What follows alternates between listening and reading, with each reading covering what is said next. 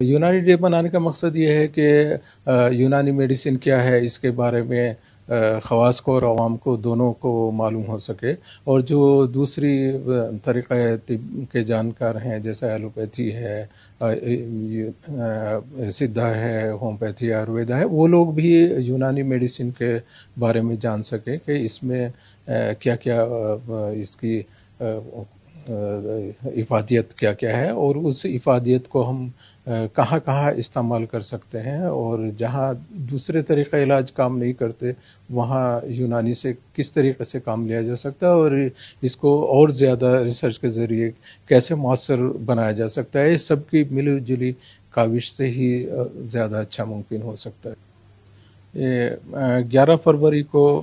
दिल्ली में और यहाँ हैदराबाद में यूनानी डे मनाया जा रहा है। इसके अलावा सभी जगह पर, सभी बड़े शहरों में जहाँ-जहाँ आयुर्वेदिक, यूनानी, होम्योपैथी, सिद्धा, योगा के हॉस्पिटल हैं, कॉलेजेस हैं और दूसरे शोबे हैं, उन सब में यूनानी डे मनाया जा रहा है। दिल्ली में जो यूनानी डे मनाया जा रहा है वो विज्ञान भवन में मनाया जा रहा है। उसमें उम्मीद है कि शायद अगर समय मिलेगा तो हमारे वाइस प्रेसिडेंट, उपराष्ट्रपति जी भी पधारेंगे, नहीं तो दूसरे मंत्रीगण में से कोई वहाँ पर ज़रूर आएंगे। और यहाँ पर तेलंगाना में बहुत ज़ोर शोर से मनाया जाता है, क्योंकि सबसे पहला जो यूनानी डे 11 फरवरी को मनाया गया था, अब से 3 साल पहले,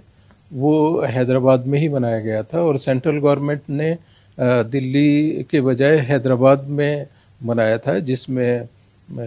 हमारे आयुष के मंत्री जी भी थे, और डिप्टी सीएम महमूद साहब खुद उसमें शामिल थे और हमारे मेहमान खुसूसी थे। उसके बाद फिर पिछले साल